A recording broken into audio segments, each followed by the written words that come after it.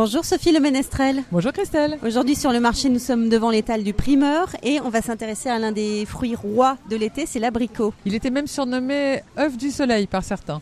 On l'a découvert au nord-est de la Chine il y a plus de 4000 ans. Quelles sont ces grandes régions de production en France ? Principalement les Pyrénées-Orientales, le Gard, les Bouches-du-Rhône et la vallée du Rhône. Ce qu'il faut savoir, c'est qu'il y a différentes variétés d'abricots, environ une trentaine, qui vont se succéder de la mi-juin à la fin août avec une grande variété de goûts, de formes et de couleurs selon les différents abricots que vous allez rencontrer sur les étals.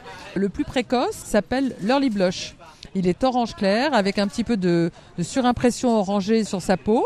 Ensuite, vous allez avoir par exemple l'orange red qui est un gros fruit, orange cuivré à face rouge. Il faut demander un petit peu à son primeur, avoir des petits conseils et puis découvrir des variétés parce que plus on les découvre, plus ça incite des producteurs à nous en proposer et donc la diversité. Bonjour monsieur. Bonjour madame. Vous êtes notre primeur du jour. Alors vos abricots, d'où viennent-ils ? Ils viennent de la Drôme. Et quelle est leur variété ? C'est du Bergeron. Alors Sophie, comment est-ce qu'on va le choisir cet abricot ? Le plus important, c'est qu'il soit bien mûr parce que c'est un fruit qui n'est pas climatérique, c'est-à-dire qu'il ne mûrira pas une fois qu'il est cueilli. La couleur ne doit pas être un critère quand vous allez l'acheter.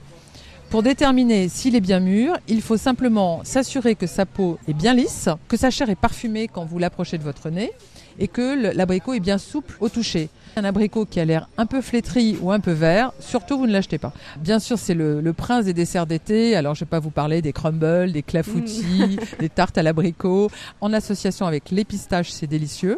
Il y a aussi des soupes d'abricots qui sont beaucoup plus légères. Ou alors, vous les coupez en deux et vous les faites griller au barbecue côté découpé. Ensuite, vous mettez un petit peu de miel, des petites pistaches broyées, etc. Ce qui vous fait plaisir.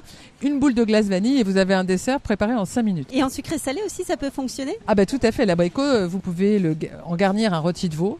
Et si vous faites un tagine, bien sûr, mettez les abricots avec du cumin, ça sera délicieux. Merci beaucoup Sophie Le Ménestrel. On retrouve toutes ces bonnes idées de recettes sur votre site terroirdechef.com. À très bientôt sur le marché. À la semaine prochaine.